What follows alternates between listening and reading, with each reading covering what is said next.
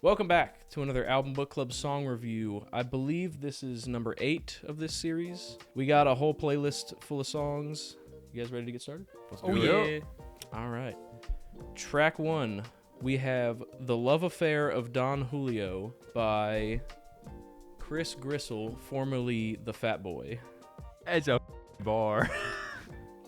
I don't know about you guys, but the plunger line goes So hard. full of shit you should sleep with a plunger. It's peak. That's bar.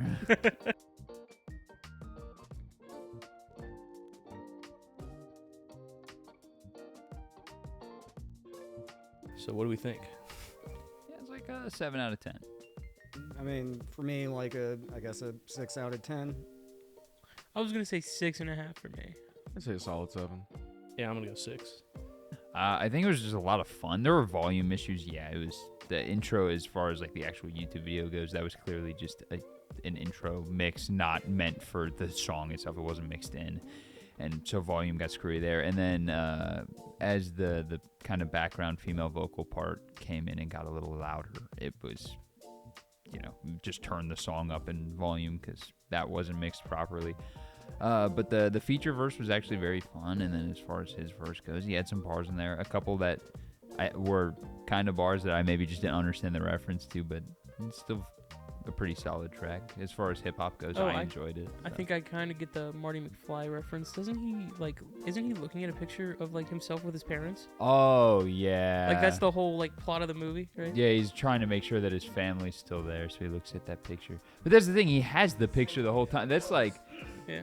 That's got to be what it's referencing, but that's a weird correlation and cut for how the bar was phrased, I think. Yeah, I think my only issue with the song is I wish some of the bars were better. The plunger bar. That's a bar. Heat. That's hilarious.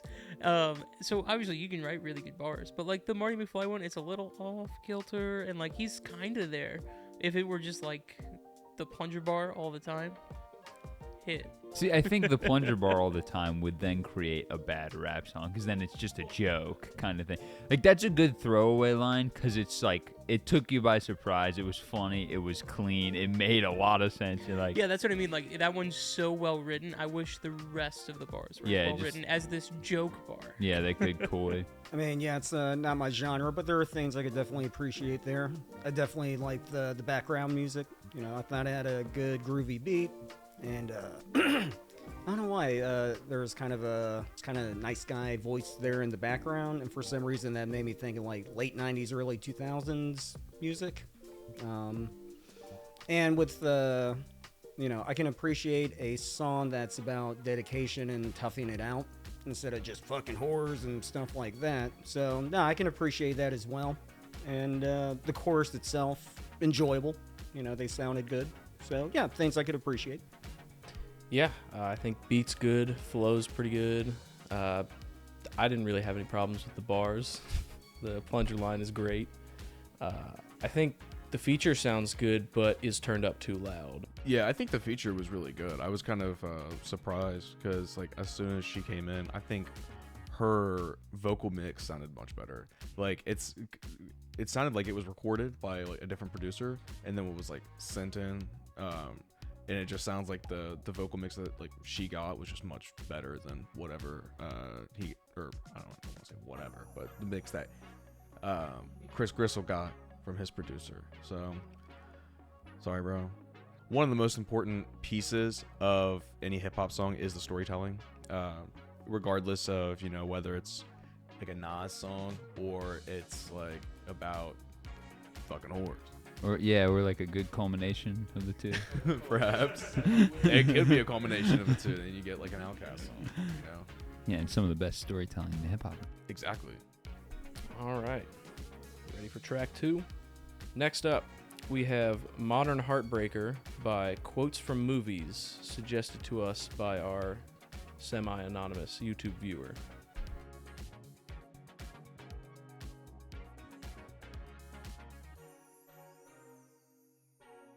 Give it a 5.5. I'll just give it a flat 5. I'll give it a 6. I'm gonna give it a 5. I'll also go with a 6. I think I would give it an 8 if there was like I would say more proper mix on it. There were some of the like sounds used were kind of I just don't think fit the overall composition. Like there was this snare, like this electronic, like it was like a kind of like a fat snare sound that was used on coming into that last build up before the end of the song, and it just sounded like super like squashed, like compressed, and like, but I think the sound itself didn't, like, it just kind of stuck out too much, you know, and it kind of like killed the build up a little bit. I think, however, that the song all around is actually like a pretty fun song. Like that's one that I would throw in like a, you know, like a summer jams playlist kind of thing. You know, roll the windows down, and you know, like a good vibe, group of people. You know, I could see where that song would fit in this situation. But yeah, I think like it's just not as pleasing of a listening experience as I think it could be. But it's a good song.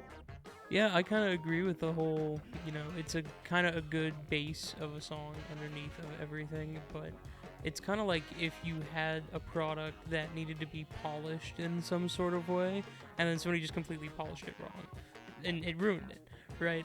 So there's a bunch of weird, like, extra stuff going on with the vocals. Like, I know you mentioned it while we were listening, Logan. It sounds like there's like 40 vocoders on it at the same time.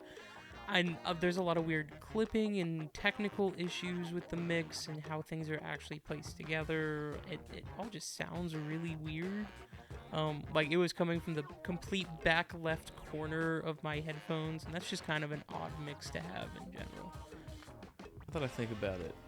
The mix in these headphones was super weird, but way different than what he had in his. So I bet AirPods is where the song does its best, which sounds like an insult, and it probably is. But I mean, to some people, yeah. Yeah, I think the vocals, something's wrong, and I thought I knew what it was, but hearing it in other headphones, I no longer know exactly what's wrong with it. Probably too many effects that are, one of them's doing something way wrong.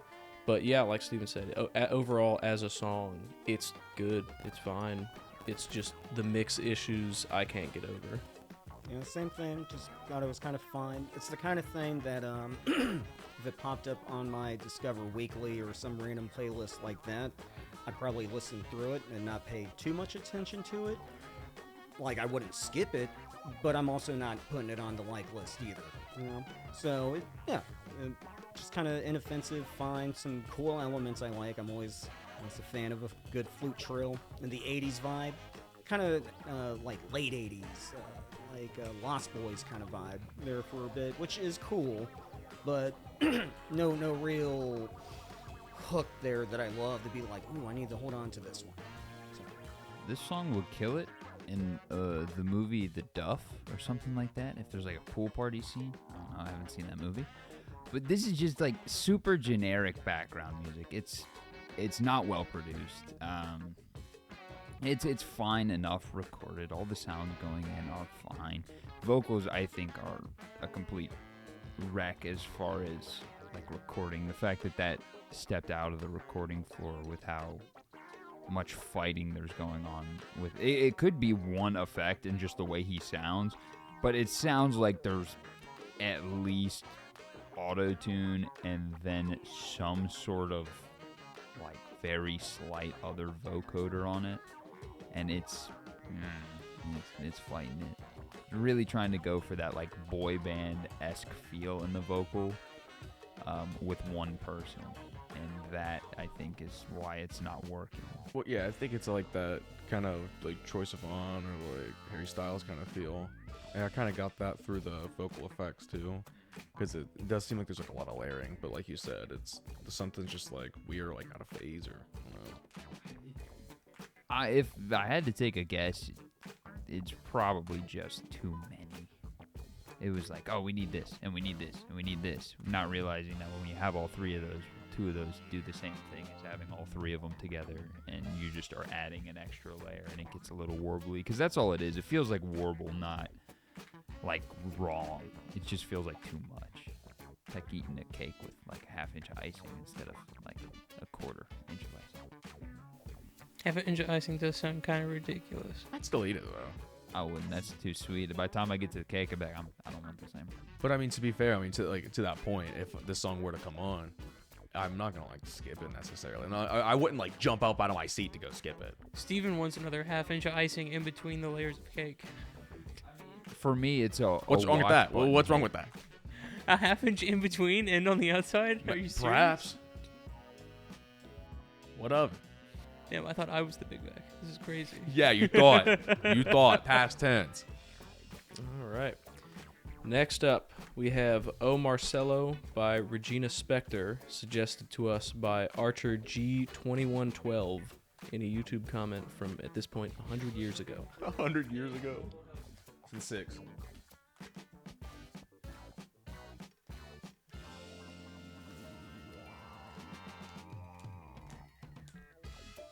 Figure out timing. All right, first I was getting Bjork, now I'm getting Wayne. Is she playing the keys? Presumably. Has to be. I'd say it would make sense. The piano wouldn't be stretching with the vocals. if That's not. the thing. It's like, it's either they paid way too much money to have the best piano player ever recorded it, Or she did it. or she did it with it. Well, they obviously put effects on it. So. They just recorded it in Logic. I was just say you just record straight piano. Yeah, but you don't right click and hit fucking quantize. Not if you're doing like a weird vocal stretch thing, because I think it's on purpose. I don't think it's on accident. I understand stretching the time, but like. Yeah, I think she's just doing it way too much. Yeah, but like. If you're able to comprehend the idea of stretching the time, you're also able to know when you lose the time. If I had to take a guess, that song isn't meant to be a timing thing, which is why it made me mad that timing kicked in. That was a very feel-based song. And you could tell by the words of it, but it kicked bad. Like it kicked into 4/4 into 3/4 like constant, and then it was back out. It was too much ebb and flow. Maybe like it was recorded, like they recorded the pass through like once, and then just like cut and pasted it, which like I don't know. I think might have created that issue of like the kind of feel clipping, but I don't know. Maybe that should have been like a difference of just recording it all in one take, or You record an all-in-one take, then you realize it doesn't really work, and then you have to restructure your song. So what do you mean? This is the only kind of song you can record in one take, I think. I don't think she did. That's what I'm saying. That's why it sounds bad. This needed to be recorded in one take because you can't mess with you can't change non-existent time unless you do it within its own time, right? You can't leave time and then come back to it later expecting it to have worked. You have to do it all in one setting and then just end, right? You can't start on no BPM and end on no BPM or BPM and add BPM in the center there. That's what happened here. She kind of needed to set her own pace and follow her own pace instead of going, okay, well, this section is this, and then this is the free flow section. It's improper music. It sounds good. Like the vocals sound pretty good. The piano sounds good. I like it when it's in time and it's all following itself. But because the transitions do sound almost exactly the same each time, I believe you guys are right about it just being like a copy paste. I wonder if it's a thing of like maybe they had the piano and everything recorded first, and then she did the vocals over it, or like however the process went. But it's like it just seems like it's out of time with itself, because like you said with the piece like that, it's like it's pushing and pulling with the feel. Like it's just something's not quite. We never did, boys. We never gave the song numbers. That's true. Oh, I knew that. I thought we were going to do it after Steven got done with his rant, and then we just kept going. So I was like, we'll just get it. My bad, gang. I go with 5.5. I'm gonna go with a 6.75. I liked it, other than the jumbles. That was really it. Like a 4. I didn't think it was nearly that bad. Oh yeah, like There was no timing the whole time, and it was starts with 16 bars of out of time, which was weird, into straight metronomic for like 16 bars, back into the out of time, and it was the whole song. If I can only enjoy half of the song, and that part was just recorded finely, you get minus 1 from half. Yeah, I think I'm gonna give it a 5. I think I'm inclined to give it a 6.25. I feel like it would be like a good demo, but as a finished product, I think it needs some polishing. That's a good way to put it. Good polish. I'd probably get it back up to like a 6.5 even, maybe even a 7. Oh, I think if it was actually cleaned up and fixed, it's like an 8. It's got potential. It's just As is. It's pretty rough. All right. Next up, we have Side Effects by Fog Lake, suggested to us by Hades. This big? The name Fog Lake definitely makes me think of Silent Hill. I fear the music will not. I'll say. All right, we'll do numbers first this time. I'll give it a 6.5. Yeah, I'll just give it a 6. Give us one a 7. I'm gonna go to 6.5. I'm going to 6.25. He has to be special. Yes. I mean, besides there not being a whole lot going on in this song, I really can't find too much wrong with it, really. It's I'd call it a background track to something. The guitar's nice. The vocals, I was expecting at some point we were going to get a lot of fuzz and yelling at some point, and that just didn't happen. They stayed. It was a interesting effect, but not one that I think was bad. Yeah, I agree with you there. It's a really good background track for something. It's just not too interesting, which I mean that's fine. You know, you have certain music for certain things, and this one's perfect just to throw on to not listen to. Yeah, I agree. Good background. A little positive I'll mention is I like the heaviness of the strings, or you can really hear the strings in the guitar as they go through. So I like that detail. But yeah, just nothing offensive about it, but nothing either that really catches my attention. Well, speaking of that, the end there with the little percussion stuff that they had, it was the stick click on the rim and that super muted kick.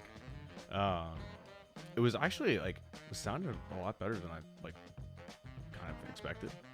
Because I was able to really hear the beater making contact with the head. I could see it almost. So I think, honestly, I think it was put together pretty well. I mean, it feels like it's, of course, supposed to be pretty low key. I think this would work really well in the scope of an album as a wind down, or even, Calm Before the Storm kind of thing, depending on how it would be arranged.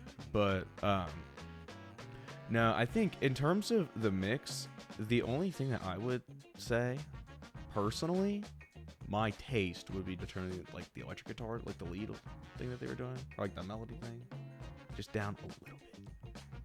Because, like you said, the acoustic guitar, just the strumming, I think it sets the feel for the song. And I think it's good to feel it, but it's also good to hear it a little bit. And it also just sounded really good.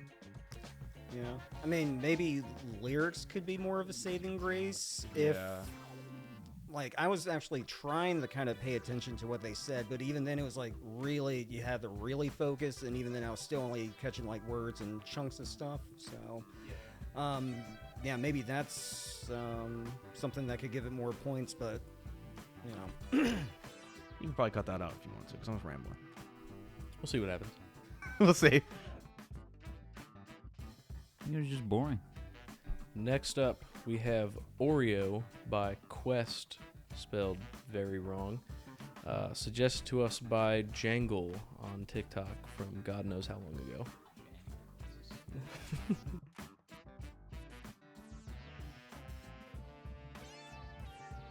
I'm going to say a good 5.75 for this song. I'm gonna say a good 6. this is mostly for the background music. I'll also be generous and give it a 6. Same reason, same score. I'm giving it a 6. Give it a 5. I think the actual track itself was fine. I think that the feature rapping was, I frankly would get rid of it and just have the background go there in between verses, and then just let the other verse come in. I think maybe you get a 6 out of me for that. The actual mix on the vocals wasn't good, and then the background track itself would have just worked as music on its own. I mean, not like innovative or great music, but it would have been perfect background music. The rapping over it, I think, just is not the same style as the track, and so it just is kind of fighting a little bit the whole time. Yeah, that is interesting because the actual backing track, there is a lot of like dynamic movement in it, and then the whole time with the vocals, you just have something that kind of sounds like Tyler the Creator, but if you were really fast. So Tyler on coke the whole time, and at this one like monotone like speed, it just doesn't sound super good with the background ebb and flow. Like, it doesn't follow the background beat at all. Also, the feature was off time 4 times in a row. I don't know how you ended up doing that, but that's pretty bad. Yeah, I feel like the I don't even want to call it a beat, but like the music itself, aside from the vocals, was really interesting in the beginning. Like, I thought it would be I thought this was gonna be an EDM track. I'm not gonna lie. And I really liked some of, like, you know, not like odd time stuff that they were doing, but just like, you know, the various displacements and stuff like that. Just having fun with it, you know. It felt groovy, like I was kind of dancing to it, and then like, you know, and then the lyrics came in, and I wanted to listen to that. So I feel like I kind of took away from like the feel of that a little bit. But I mean, to your point, I think it does sound very reminiscent of Tyler. Especially towards the end of the song, I felt like the vocals were kind of like, yeah, a little bit. Which, like, there's nothing wrong with that. I mean, you know, emulation. What does they say? Like, emulation's like the greatest form of flattery or something like that. Or imitation. That's what it is. Yeah, but when you're fighting trying to sound like him for the whole first half and then just give up in the second. But then again, like you said, I mean, the feature artist was off time through a lot of their verse, which was honestly not that long. So, I mean, having that get through the production process, you know, I think is also just not great. Next up, we have Capillary by Big Little Lavender, sent in by Big Little Lavender.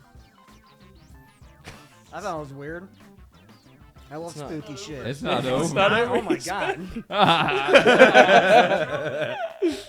There's more! That was like a 5 out of 10. I'll be the nice guy and give it a 6.5. I'll give it a 5.5. I gotta give it a 4.75. I'll give it a 5. Like I said, I'm jumping back to my Luigi's Mansion comment. I'm fine with that. But one of the bigger things is, yeah, it has that spooky sound. And I'm all about the spooky. Even when I was a little kid growing up, The Simpsons I would watch over and over and over. Halloween specials. And so, yeah, really hits that kind of nostalgia tickle spot. And every time I was wanting it to change up, it would actually do that. But yeah, it was a little long. I'll definitely agree with that ahead of time. It was a little long, and like everything was out of key pretty much the whole time. It didn't sound too great. There were a lot of technical issues with that. But there was a lot of cool like themes going on. There's a lot of like artistic intent that I thought was cool. Like the actual like push and play of the song, like it kind of was paced really well and like it flowed neatly together. I mean, there's like a piano at the beginning that I really liked. There's another synth part at the end that I really liked. All the strings I thought sounded pretty good. But I mean, like Carson said, it's the key is the biggest issue. I think vocally. The trap beat caught me a little off guard, but sure. It is probably way too long of a song. It kind of almost ends like 3 times, and one of those needed to be the ending.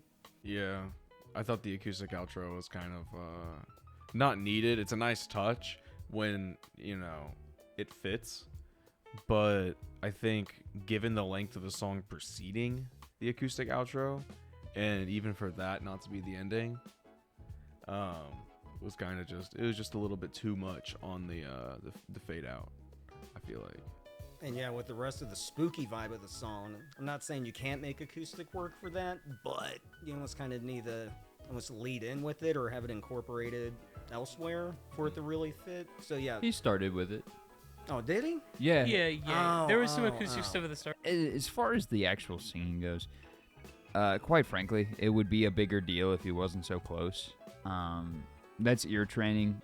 He was about a semitone off pretty much the whole time, to the point where he would get the right notes a lot of the time when it would stretch down. It's all ear training. Just scream notes until you hear the warbles. And then once you hear the warbles, make sure you don't ever again. And that's how singing works. Honestly, just throw pitch correction on the whole thing and it would turn into like a 7. I think pitch correction wouldn't fix it. I think it's close enough because it is just a semitone. Well, that's the thing. It would sound I bet it weird. gets too robot-y at It, that yeah, point. it would sound a little weird. So I would but- just retake it. Hey, that's the proper way to do That's it. the I proper said way, the yeah. easiest way. It'd probably take less time to retake it than it would to To try pitch and pitch correct that it. and make it sound good. Yeah.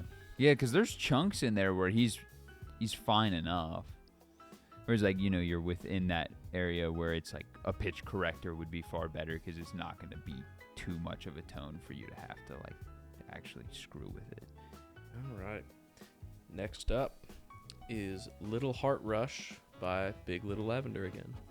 We're doing all three. I genuinely think if he took vocal lessons, like 2 or 3 good vocal lessons, it would level his shit up like a lot. Yeah. Invest in like a few voice lessons. Find somebody you trust. You don't even have to trust them that much. Just trust them not to shoot you in the face when you walk in the door. Then you're gonna take the voice lesson.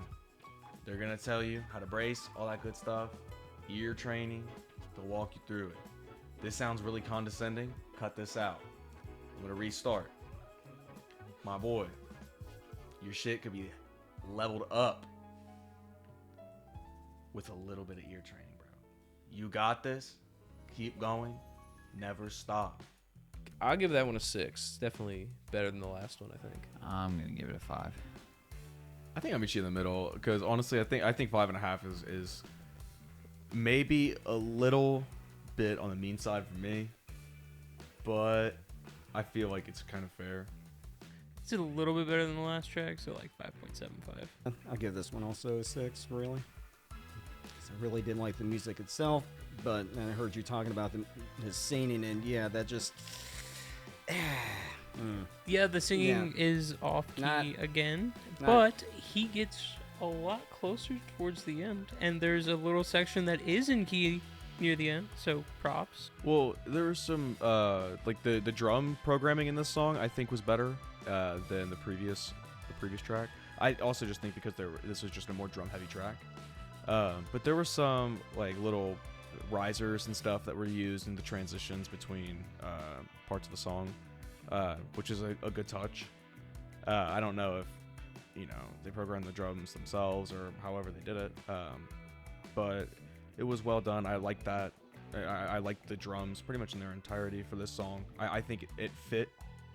I don't think the beat fit in the last song, but here it definitely has like a very solid function, not only in terms of keeping time but just like musically. Yeah, I think all of the instrument changes felt more intentional on this track than the last one. It was like everything was added there.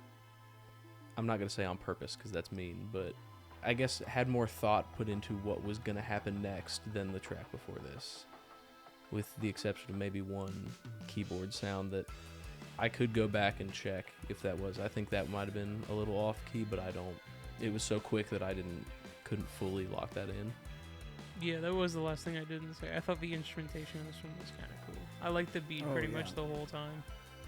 Oh, I love the flute they used. I thought a lot of the keyboard sound was really good.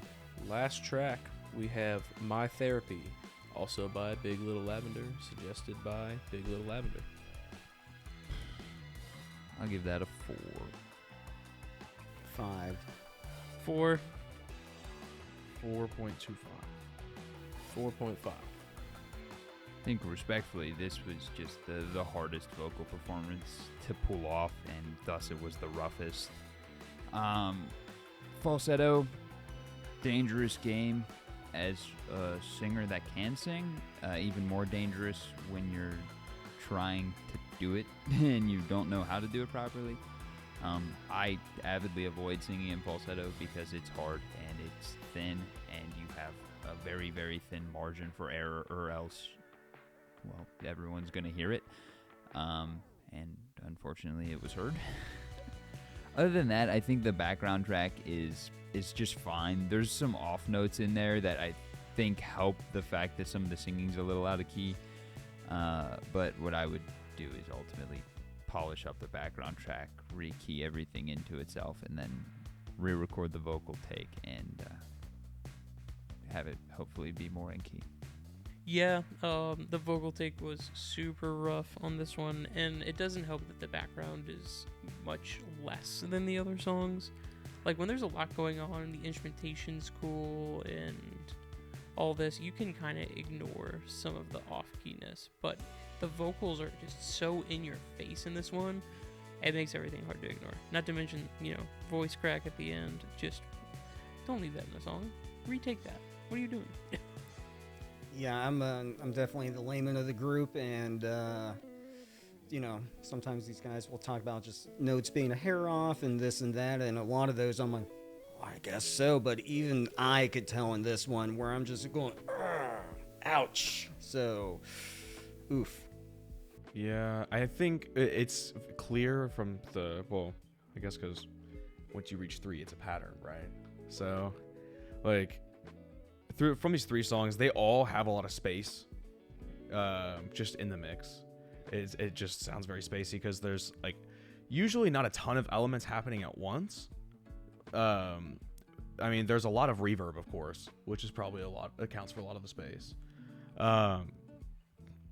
But I think what that does, especially with the vocals turned up, is it emphasizes, those mishaps even more. So I think it would sound like, of course, with the, if the vocals were to be like on key, it would sound better, but then you'd still have the issue of the vocals peeking through the mix. I just think it cuts a little bit too much, at least for my personal taste. But along the lines of the space, I think the song there's not a lot of movement in the actual music itself, aside from the vocals, which is fine with it is fine with a shorter song, of course, but in this case, I think the song would have done good with at least just a little bit more movement, whether it be towards the end or toward the beginning, however they choose to arrange it, of course. But just my take. Yeah, I think this song has a lot of the same problems as the rest of the tracks we've reviewed today, and I think the rest of the track was not as strong as the other two, and that's really the issues that I had. There's not too much more to add. I'm not going to continue to go in on the vocals here. Keep going. If you made it this far, make sure to like, comment, subscribe. Let us know if you have any other albums, EPs, songs you want us to take a listen to, and we'll add them to the list. See you next time. See ya. Goodbye.